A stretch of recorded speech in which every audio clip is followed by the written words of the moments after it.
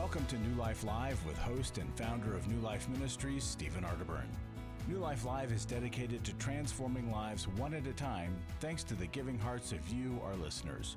Our goal is to provide you with wisdom from God's Word to give you hope and help in life's hardest places. If you have a question you'd like to ask today, our phone lines are open. Call 1-800-229-3000. That number again is 1-800-229-3000. Now here's Steve.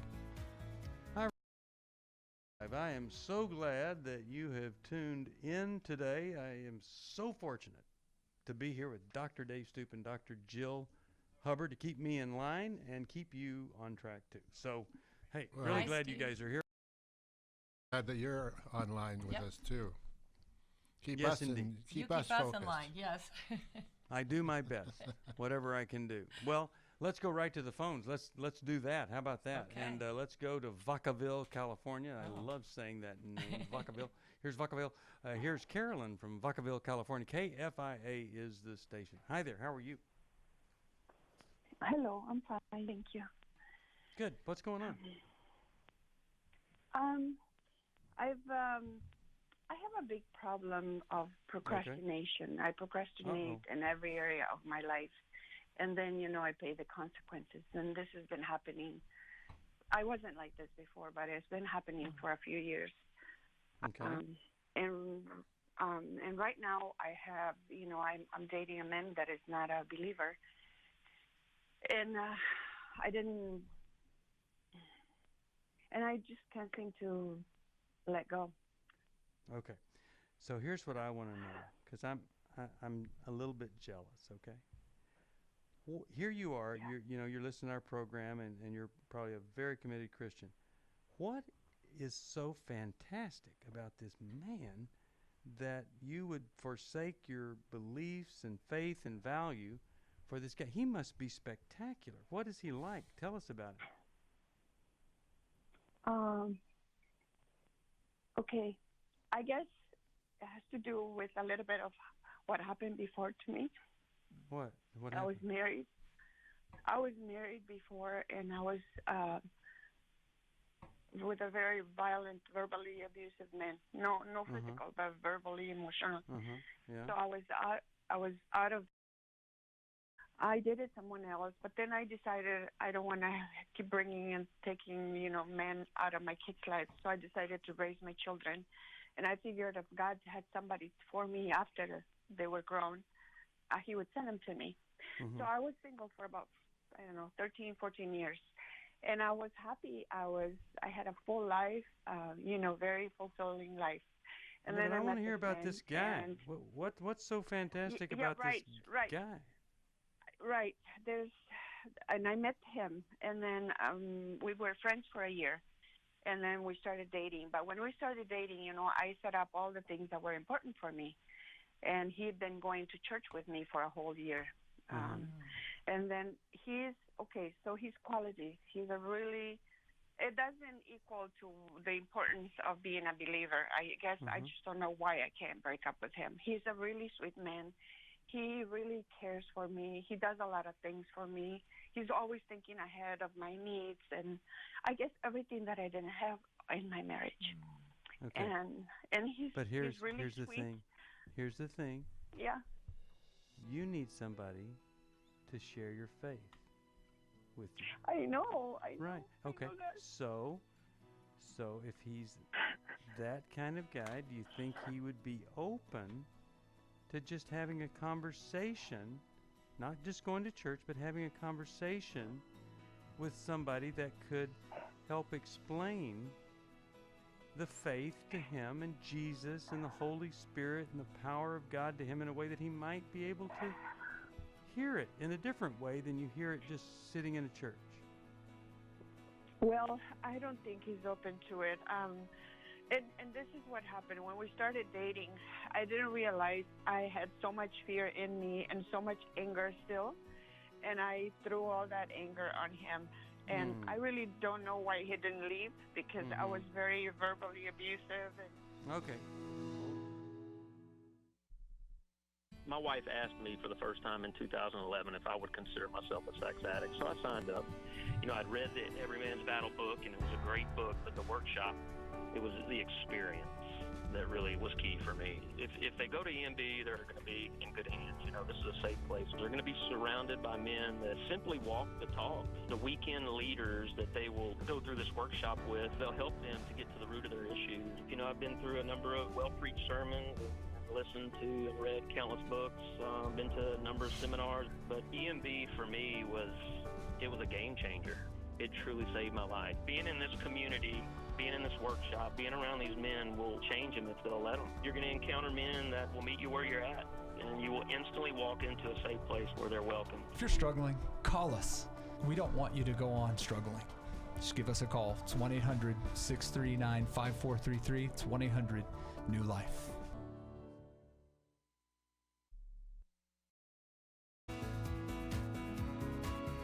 To find out more information about New Life or to order any of the resources mentioned on today's program, call 1-800-NEW-LIFE.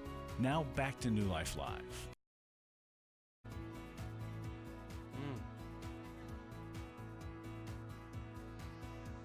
Hey, we're back. All right, so, Carolyn, you still there? Yeah. Okay. Jill wants to talk to you a little bit here, and then Dave, and Yes. So, try to give you some help.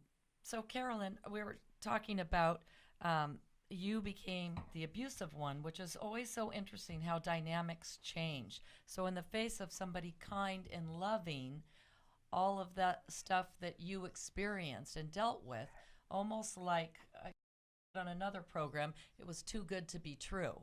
Mm-hmm. And so you were testing this guy, it seems like, almost seeing if he would leave or if he'll turn, into what you're used to. And in so many ways, he has survived the test. It is interesting, though. But it has changed. Sorry. Okay. But it has changed. Okay. Because he was open to a lot of things, and now it's like he's closed up. He's like in a shell, and, he's not going to church with me anymore. Oh. And I figured I really... And, well, he didn't go for 2 months. And then last Sunday, when I was just, okay, I'm ready, I have to do this, he called me in the morning, and he came to church with me. I was praying to God for a sign. And then he calls. And so I'm confused, but I know this will not last because being a believer was my first priority for having, someone in my life. Well, do you think you could go back to being a friend? Is that a possibility? With him? Yeah, I could. I could because we have a lot of things in common, and he's a really. I think God put him in my life because he's so patient and he put up so much that I did, and then all of a sudden last year I went to a conference, women's conference, and I had a miraculous healing for all that anger and all that fear that I had. It just changed my life that day. And so, it's been a year since I have not had any outbursts. I've been just me, my old me. But then I don't know if the damage is already too much and can't go back. Have you made amends to him? Have you apologized? Oh, yeah. And yes. And talked through that with him because yes. he's having a normal reaction or had a normal reaction to kind of being beaten down, right? Yes, of course. But in the last fight we had about a year ago, he said, after I was yelling and I heard myself yelling, he said, I'm never going to get married again. I'm never going to walk down the aisle. And, he knows that for me that is not a choice as far as, being a believer and having a marriage. And we're not intimate, but, we're just really close. And I know he loves me a lot. Well, I admire you for that, and I admire him that he's not just hanging on for that. So that's a good thing. Dave, any thoughts here on how to come out with the best outcome possible here? I would just, Carolyn, I would back off into a friendship with him and say, I have a high expectation for the person I want to be with to be a believer, and I appreciate you're going to church, but it just can't go any further in the relationship unless you became a believer. And what about inviting him to Bible study? That would be beyond church.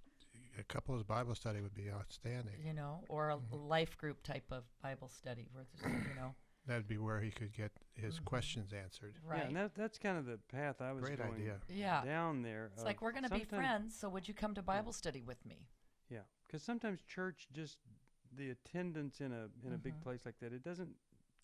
It's hard to personalize. You need to start forming relationships with other Christians, and so as other Christians, excuse me, gather around him, it starts to become a little more real.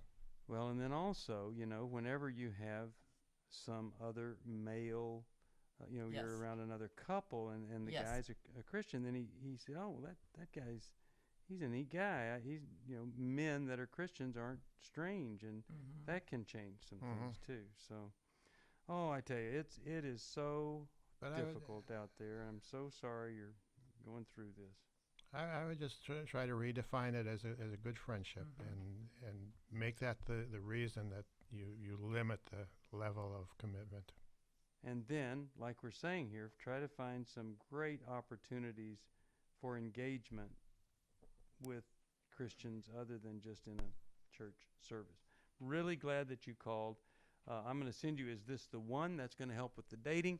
And I'm going to send you the secrets women keep. I hope that you like that a lot. Don't forget, everybody, 8 books are yours if you sign up for Club New Life at $30 a month. We send you $129, the best of the best library. Oh, my goodness. It is fantastic with Healing is a Choice, Boundaries, Every Man's Battle, Secrets Women Keep, Forgiving What You'll Never Forget. It's all there. Okay, let's go to Sherry, Rochester, New York, and she listens on Facebook. Hi. Hi. A little background. I'm 60 years old, and we were married. My husband and I were married for 34 years. We have 8 sons, but we divorced about 6 months ago because he's a serial adulterer, and I come from a conservative Christian background, and I put up with it for as long as I could. And over the years, he tried a lot of. We did Pure Life Ministries, Setting Captives Free, just different things, and I'd always have hope, and he's just very, I'm stumbling on covert narcissistic kind of information, and I'm wondering if that's what it was, but I finally couldn't take it anymore. He was just box checking things, and so we divorced, and it didn't go over well with my family or kids or church or anything, but I've been healing, and I've been feeling better, and he just emailed me this morning because he stumbled upon the book How We Love, and he's been reading it, and he really feels like he's found, like he's an avoider, and that he really wants to try again, and it just struck fear in me because I just am afraid to give him one more chance because I don't know if this is he in his trying to give me his feelings in this letter. He's saying, I'm afraid of I'm going to tell you my feelings, which he never did, which I was glad. I'm fearful. I'm afraid of being alone and old and alone and lonely. And so I feel like it could be me or it could be anybody else, but I've been around for this long, and I stuck around for that long, and I don't know. He said, what do we have to lose to try? And my thing is I have everything to lose to give my heart again. Okay. He has nothing to lose because he can be an avoider, so I don't know what to do. I didn't answer. Okay. All right. I'm glad that you called. Now, is there a specific question, an angle we could help you with here? Do I feel guilty for not give him another chance because it's a Christian thing to do? But okay. Well, I think you are divorced, right? You're already divorced, Sherry.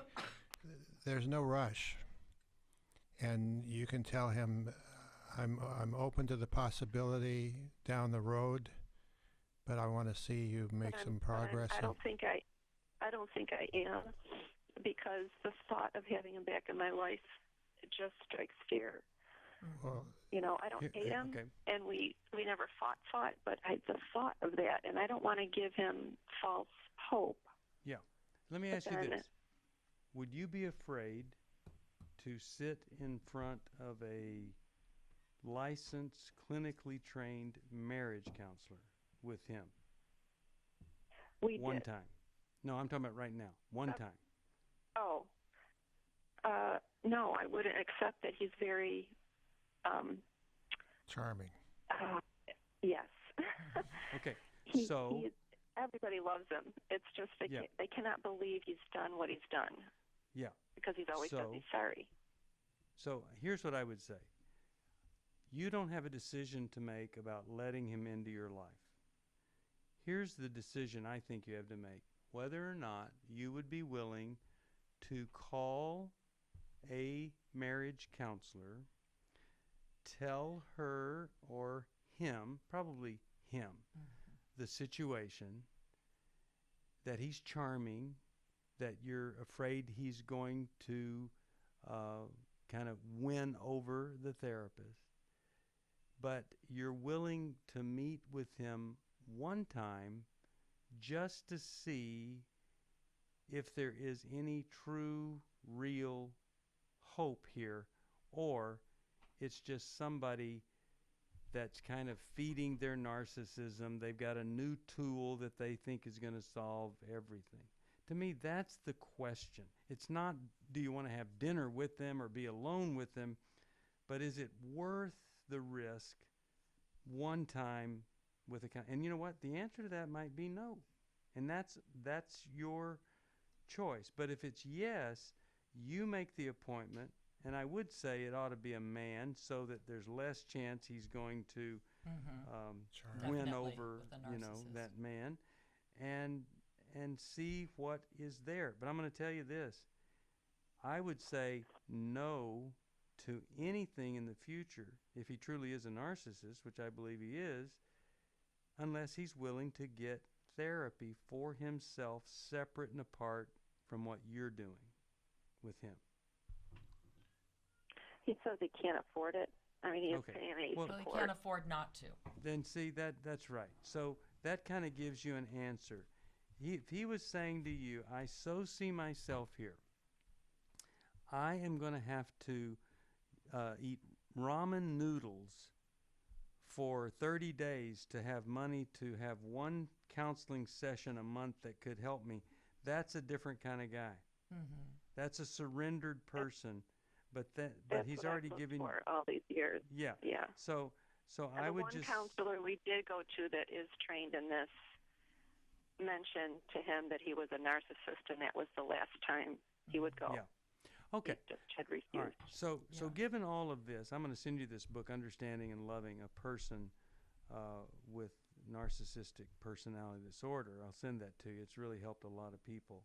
Mm-hmm. But I want to hear what Dave and Jill had to say. But I would just say one answer to him might be, until you get 6 sessions of therapy for yourself, however you're going to get them, and then let me meet with that person, I don't think we have any future here. What do you guys think? Well, I go back to there's no rush, because you want to give it time for him to prove that this is genuine. And it's going to take a lot for you to believe that it is genuine because of how you've been hurt. So I don't think there's any rush. He said he just bought me the book that goes with How We Love, and he wants to do it together. No, I don't think... I'd say no. I want to go through the book myself, but I don't want to do it together. Right. Yeah. Right. So, so Sherry, you're under no obligation at all because you guys are divorced. However, and did you say you have kids together? 8 boys, yes. 8 boys, okay. So you will always be connected to him in some way, right?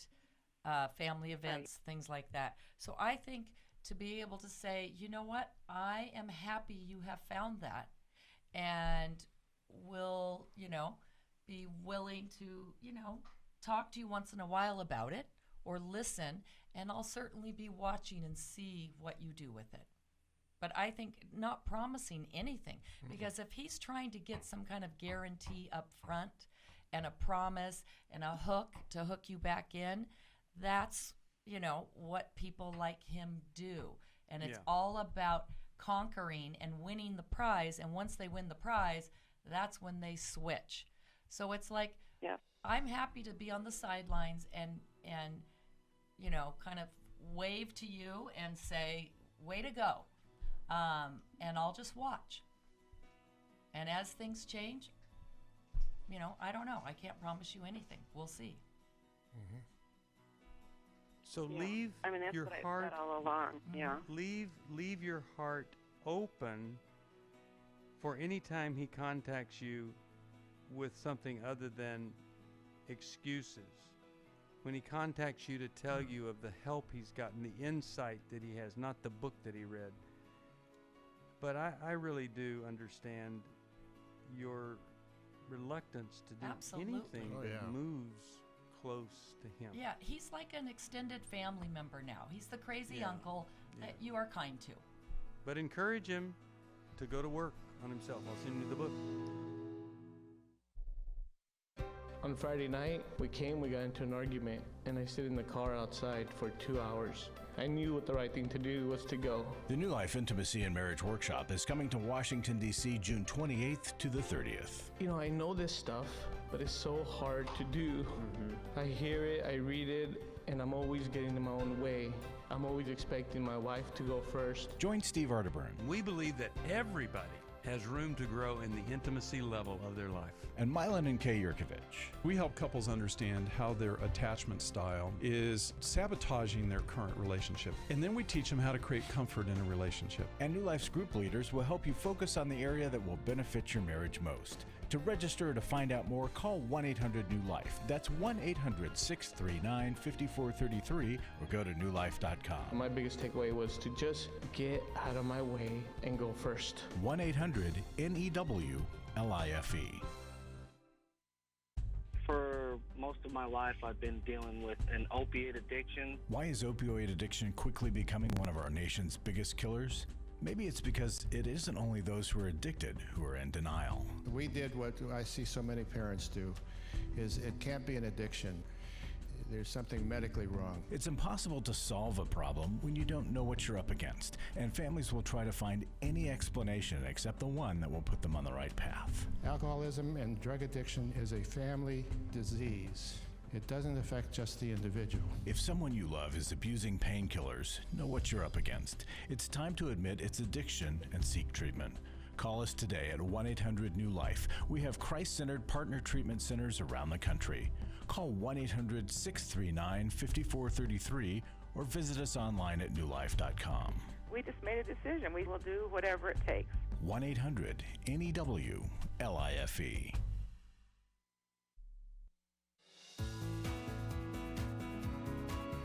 We'd love to hear from you. If you have a question or a comment, call toll-free 1-800-229-3000. Now back to New Life Live. This is Terry McIntosh, and I want to remind you of several ways you can catch New Life Live if you miss us here on the radio. All of our shows are archived online at newlife.com, so you can listen at your convenience and you can see what questions were asked on each program. New Life Live is also available as a podcast and in the New Life app, so you can listen on the go. And you can stream us live at 10 a.m. Pacific time at newlife.com.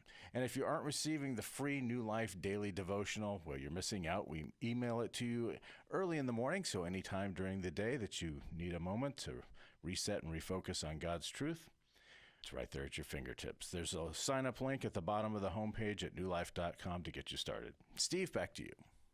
Thank you, Terry. Yeah, get that app and just become as much a part of New Life as you possibly can. We love you, and we want you to connect with us in every way possible, just like we're going to connect with Jamie right now from Orlando, Florida, listening on WTLN. Hi there. How are you? Hello. Thank you for taking my call. Certainly. What's going on?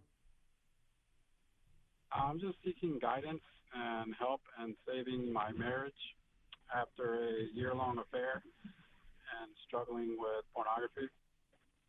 You're the one that struggled with pornography in the affair for a year? Yes, sir. Okay. So, did you get caught, or what happened there? I got caught. Uh-huh. And how long ago was that?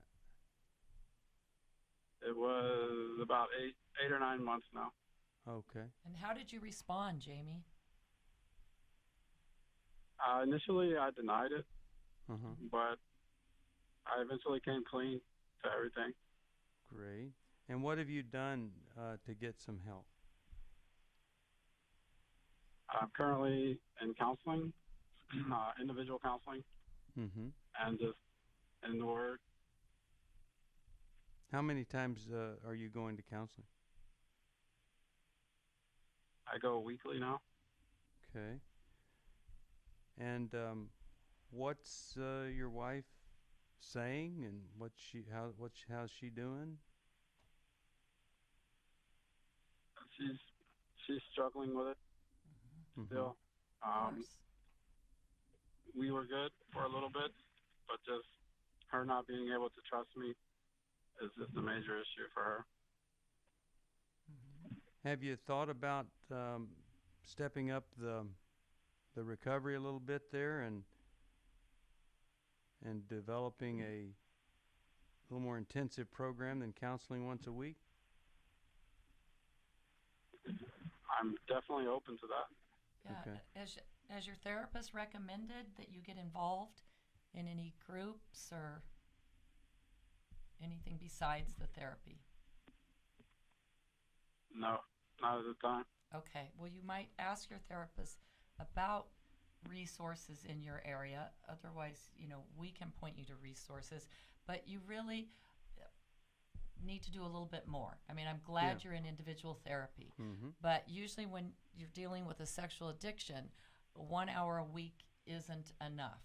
And so you need sexual addiction recovery groups to go along with that you can go to as many times as needed throughout the week to deal with the feelings that you're having and to avoid acting out. Because with pornography, it's really easy to have slip-ups.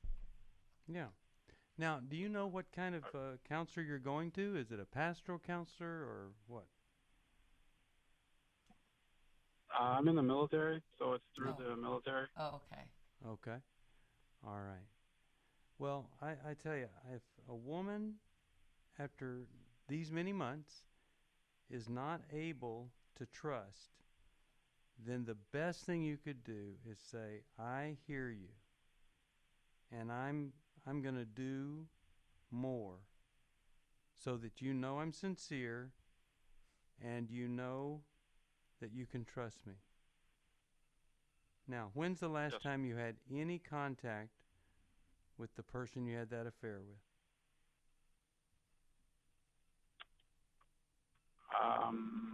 August of last year.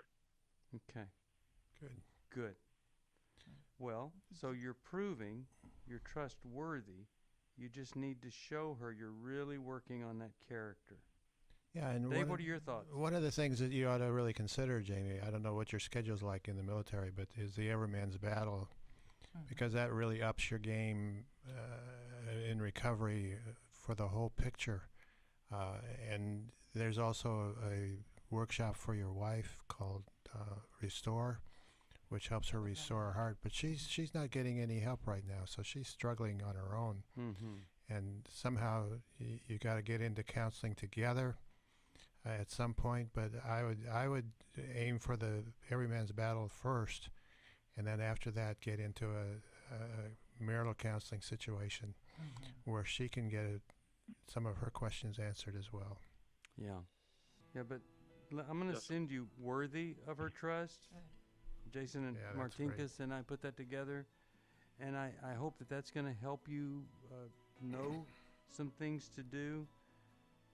But also, there just surely has to be a way for this counseling to include her, and that she could really express herself to you with someone else, and they could help you understand, what she is going through, what she really needs there. So hold on, I'm going to send that to you.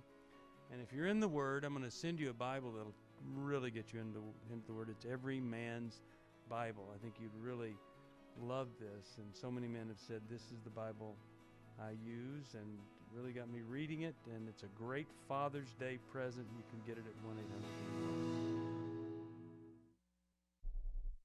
My wife had found me out through my past and my sexual addiction since I was a small child. It really gave me the opportunity to start digging into my past, start digging into my childhood, figure out what was causing me to feel the way I was feeling. Every Man's Battle will really give you that opportunity because all the guys there in that room are there for the exact same reason you're there. I don't want to be the reason that my kids are going to counseling. I don't want to be the reason that they begin to struggle with the same issues that I'm struggling with, and I've got to put an end to this. Yes, you can be different. God does love you. You can be forgiven for this, and there's a way out of this. But you have to acknowledge that you have to change and that there's a problem. If you're struggling, call us. There are people on the other end of the line who want to hear from you, who want to help you. We don't want you to hand down something to another generation that just looks like pain and destruction. You can hand down redemption, but you got to take that first step. Just give us a call. It's 1-800-639-5433. It's 1-800-NEW-LIFE. Last year, after Every Man's Battle, I was so moved by the transformation that I saw, not only in myself, but in the guys in our small group and the other people that were there and the stories that I heard, that I decided to go ahead and join Club New Life as a contributor to that. You can help New Life Live stay on the air by joining Club New Life today. Call 1-800-NEW-LIFE. That's 1-800-639-5433. You guys are doing God's work here. You're restoring marriages. You're giving people hope. It's just been such a blessing to me, and I just wanted to encourage you all. When you see something good that God's doing, just jump on that and help support that. Support Club New Life, and together we can help hurting people find help and hope in life's hardest places. Call 1-800-639-5433. Give your support to them if you can, and just help them do what God's doing here in the world. Call 1-800-639-5433 to join Club New Life today.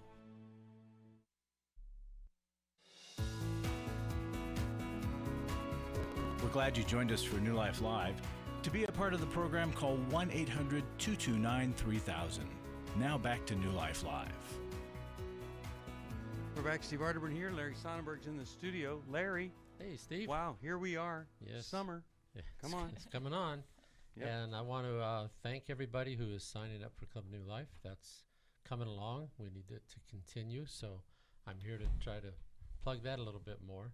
And before I do, I want to give folks a reminder of why we are seeking support, because we need support for us to just keep this ministry alive.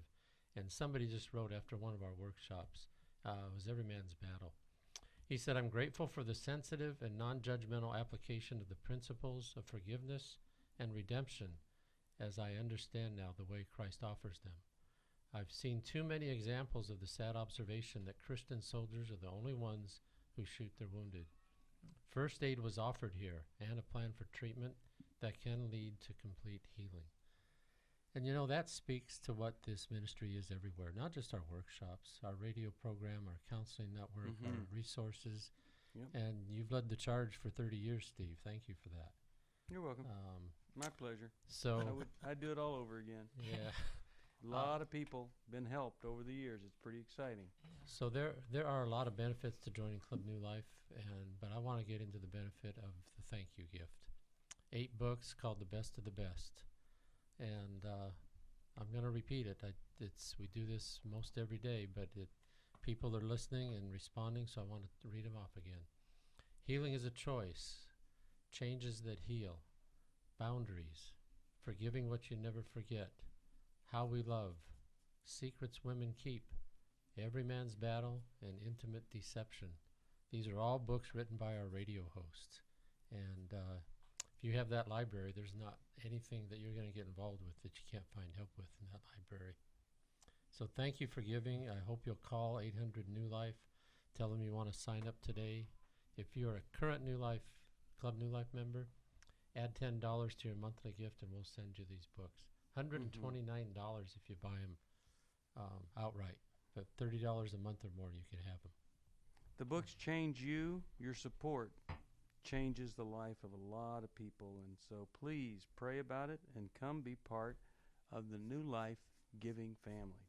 Please call us 1-800 New Life. Anything else you want to add, Larry? Just thank you for everybody who is giving. And if you don't want to make a commitment monthly, if you'd make a single individual gift, that would be greatly appreciated. And I don't have what our monthly gift is in front of me, Steve. Sorry. Our monthly gift, I don't either. So anyway, but buy that T-shirt for $100, and that'll be our monthly gift. All right. Thank you, Larry. We'll figure it out, the monthly gift. All right, here we go. I think it's a tote insulated to the grocery store. Oh, yeah. Yeah. The tote. All right, let's go to Maria, summer. San Francisco, California. KFIA, how you doing? Very good. Thank you for taking my call. Sure. How can we help? I just start with my... Okay. I found out this year that my daughter was molested as a child, first by her father and then by my nephew.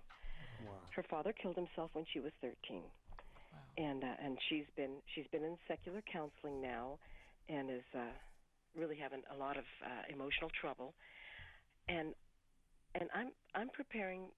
what I'm doing is trying to get you guys to tell me how to prepare myself to hear all that she wants to tell me. And then the second thing is, I don't think my family doesn't know at this point. And does my family need to know? Well, your family doesn't need to know anything that your daughter doesn't want them to know. So you don't even have to worry about that. Well, absolutely. Yeah. Okay. And then getting yourself ready, you just need to go. There's no getting ready. I don't know how you get ready for that. You're going to hear horrible things, and you're not going to protect yourself from it because you're going to do it for her. Yeah. Okay? Right. And you're going to hear it. Yeah. She needs you to be able to hear And it. you're not going to defend, even if she's, somehow makes it your fault. You don't defend. You just listen and tell her you're so sorry that this happened. You hear her. You wish it had been so different. Yeah.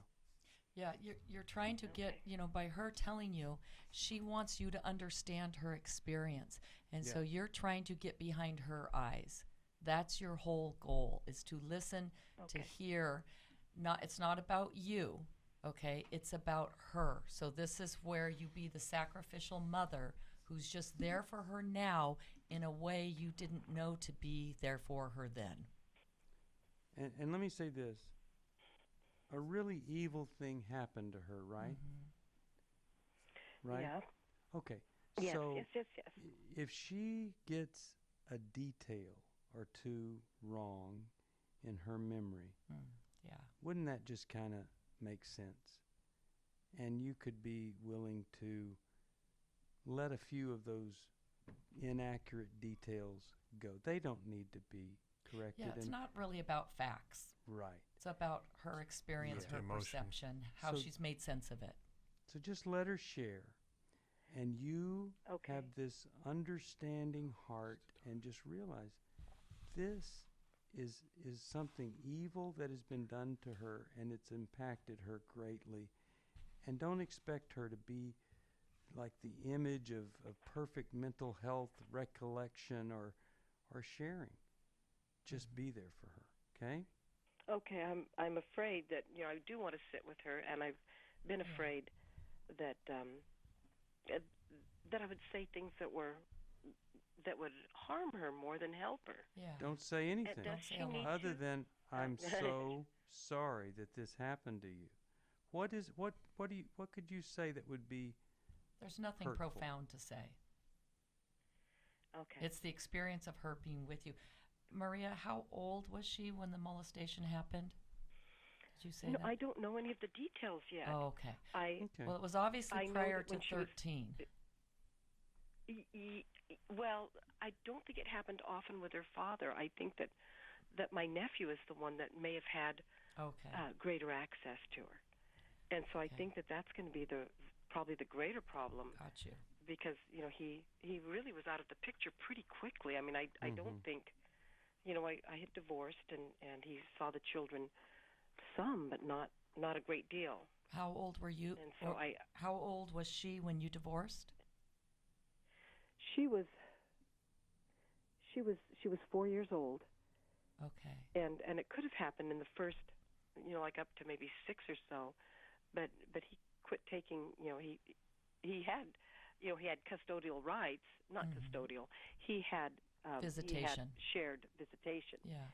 And but he quit taking advantage of that. Okay. So just listen, hear her, do not defend, don't clarify, and empathize. Any kind of resentment or distance that you have in your relationship with her, you have to let that go so she can share this and feel that she has been heard and understood and cared for. Yeah. That's the greatest thing that you can do. Yeah, I think you have to picture her as that 4 to 6-year-old. Yes. That's if a 4 to 6-year-old was coming to you and sharing, how would you listen? Yeah. Right? All And right. that's what you do now. Is you listen to the little girl in her that's sharing with her mommy. Okay. That's who we'll be sharing. So I'm going to send you Healing is a Choice, and I hope that's going to be a great, great blessing to you. And you hang on. I'll get that to you. Let's go to Mari from Norwalk, California, listening on KKLA. Hi there. How are you? I'm good. How are you, sir? Good. How can we help today? I just wanted some guidance in trying to help my mom. She has a very, very bad hoarding problem, and I believe I've been doing everything the wrong way. I got a link from Mary today, and I'm like, I'm just doing everything the wrong way. I want to be able to help my mom the best I can. You got a what from Mary today? A link about hoarding, and it was an educational link that speaks about that. Yeah. So what have you done for her that has not worked? Obviously, I've thrown things away, and I've cleaned up after her. Just clean, come to her house and clean, and been frustrated, obviously, and just a lot of things that are not according to what I read from your guys' thing. Yeah. Well, she really is beyond being able to help herself, isn't she? Yeah. Mari, does she recognize she has a problem? Will she acknowledge it? She does not. Okay. Do you have times where you sit and listen to your mom and you ask her about her life and about her memories? Yes. Right? Because one of the things is it's tied in with a person's memories and a sense of loss. Yeah. Does anything in her past make the hoarding kind of make sense or give it a purpose that you're aware of? Yes. What's that? Yes. So she obviously as a kid suffered a lot of hunger. She didn't really have anything, period. All right, hold on. We'll get to this. I am just so thankful for this weekend. It's been amazing to see how Satan messes up marriages in so many ways. My name is Shelly Martinkus, and I want to personally invite you to the Restore Workshop. If you have been affected by betrayal, it might be that your husband has been looking at pornography, it might be an emotional, physical affair. I would love for you to come join us. Through Shelly's example, I have seen such transparency. It's just been amazing. I've just been able to let out all the yucky details. You will leave with hope, with a community of sisters ready to support you, and you will also leave with tools to move you forward on this journey. Please don't hesitate. Pick up the phone, call 1-800-NEW-LIFE. I would love to see you there. The Restore Workshop is coming to Dallas, Texas, July 19th to the 21st.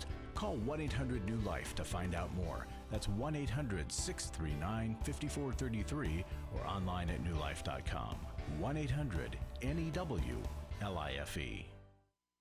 Hi, this is Steve Arterburn, and for 30 years, New Life, trusted name in Christian counseling. I'm an addict, and I'm trying to get God in my life again. You seem to be able to get to the crux of a problem quickly. Our Christ-centered treatment programs can help you break free to embrace all that God has for you and your family. I just want to thank you guys for bringing me to a relationship with Jesus. There really is help for marital problems, depression, addictions, panic attacks, and feelings of hopelessness. I came back with so many tools to help me prepare myself to fight this struggle and this battle that I have every day. You can start living again today. Living for you, Help is available at 1-800-NEW-LIFE. They did care, and they did follow up very lovingly, and it made all the difference in my life. Call us at 1-800-NEW-LIFE. Someone who cares is waiting at the other end of the phone. God can open the door to a better tomorrow right now.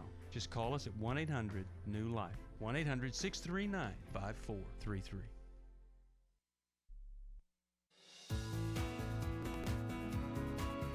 To find out more information about New Life or to order any of the resources mentioned on today's program, call 1-800-NEW-LIFE. Now back to New Life Live. We're back. We're talking with Mari, and her mother is a hoarder, and when asked does anything make sense, well, she talked about a childhood of hunger and desperation. Tell us about that. What do you think that was like for her? I'm sure it was very difficult for her to not have anything, more so to, have to fight for food. She was one out of 18 kids in her family, so sure it was very difficult for her. Okay. So Jill's saying go and listen versus try to talk her into being healthy. Right. Yeah, understand and help her make some connections about, how hard that was for her and how, she's in I'm assuming she's in a different spot now if she's able to hoard. Yes. Right? Yes. So, and how it makes sense. Yeah. How extensive is Yes, the hoarding? that's what I was what's wondering. What's at risk here? Is it her health? Is it a fire hazard? Tell us the extent of it here. Well, it's gotten out of control for the past few months, but she just has a lot of everything. We are able to walk at the moment in between her house and stuff, but it's kind of getting, piles upon piles and just things outside the house and inside, and so it's getting worse now. It wasn't that bad, and it's gotten a lot worse these past couple of months. Okay. So if it is truly a fire hazard, there is, some people have called the fire department and anonymously said that they're concerned about this person's home. And so then they come in and they mandate that the house must be cleaned up. If it's an issue of cleanliness and it's so bad that roaches are running around, then the health department can anonymously be called and someone can say they're concerned and they can demand that it be cleaned up. That has been used before, and actually it has helped. I was actually a part of someone doing that to intervene with a spouse. The fire department was called and the house got cleaned up shortly after that. Okay. But what she needs is help. And understanding. And that may only come in the form of coaching or counseling over an app or the internet or something like that, because she wouldn't want to or be willing to go. But maybe you could get her to join you. Yeah, would she go for counseling? I'm not sure, because she doesn't think it's a problem yet. So I've talked to her of just supporting her through it, how can I help you, and let's talk about what you've been through. And she says she just stays quiet whenever I ask her those things after. Okay. Well, I'm so sorry. I just don't give up on her, and just try different things. But I sure wouldn't let her live in a place. Well, you can't let her live in squalor. you Yeah. know. It gets to a point. And they're along with the fire department, I think there are city task forces. So look through your city where you live and what they have for people with hoarding. And then, there's a lot of really good material from Clutters Anonymous that you might look up, even some of the reading materials. Or as Steve was saying, maybe you could listen to, there are call-in meetings where you can call into a group phone chat and you can just listen. And maybe that's something the two of you could do together and hear other people who struggle, because there's varying degrees from, being a clutterer to the extreme hoarder. And so you don't have to label her as the extreme hoarder. You could say, well, let's listen to what other people and how they deal with this. And I think the most important thing, though, is to listen to her, get her to talk about her growing up years, and listen and understand. Yeah, how scary help, it was. Yeah, help her know that she's understood and heard. Yeah, and does she get afraid now? Yeah, I'm going to send you Take Your Life Back, and I hope that's going to help you. I don't have a lot of time, but let's go to Kaylin from Boston, Massachusetts, and we'll get this call in. Hi, Kaylin. How can we help you? Like I say, don't have a lot of time, but I want to get to your call. Hi. Hi. Thank you for taking my call. Sure. My husband and I just want to make sure that we are helping and not hurting my brother-in-law who is staying with us. He is a recovered addict. He was in his own apartment prior to April, and he was looking for housing, and he's still waiting for that. But he got evicted from his apartment because he's out of work right now, waiting to get disability income. So we just want to make sure that we are helping him by allowing him to stay with us and not, enabling him in any way. Is he going to recovery meetings? He's not. Well, then you're enabling him. So you say, we really want to help you, and but we don't think it's going to be helpful if you're waiting for a job and housing and all, and you're not working on recovery. So we're all going to go to a meeting here on Wednesday night. We found an open meeting. We'll all go and we'll hear somebody talk, and then we'll go to some with you, but you'll have to go to some meetings where they're not open to everybody. But that's how we'll get this ball rolling. Okay. And then when he says, no, I'm not going, I don't want to... Would you just go to like a NAAA type of meeting? Is that what you're talking about? Mm-hmm. Somebody that's recovering, they're going to tell their story, and that's just kind of, letting him know you're in there with him. But then he's going to need to go to some meetings that aren't open speaker meetings, where they discuss things and you talk about your recovery and listen to other people talk about theirs. Okay. And so, like, is that information about the meetings, like, can you just go online and what meetings you'd be able to go to? Or? Yeah, let's see if we have a life recovery meeting near you, and I'm going to send you a life recovery Bible to give to him along with the workbook. I think that will help. But it's great when, somebody needs your help, and then you have some criteria for that help. Otherwise, you really are. Yeah. And not enable him. And the meetings are kind of like his rent, right? Yeah. Right. And you're not endorsing the complacency that absolutely always leads to relapse in these kind of situations. So I'm really glad that you're asking the question, and I hope you guys will follow through. You're listening to New Life Live, and everything we do here, it's about transformation, taking God's true truth, the way he means for his truth to be read and understood, and putting that in redemptive relationship. That's what transforms people's lives. And I hope and pray, if you're struggling in some area, you'd call us. Maybe there's a book that we could help you with, or there's a redemptive relationship with a counselor, a therapist in your area.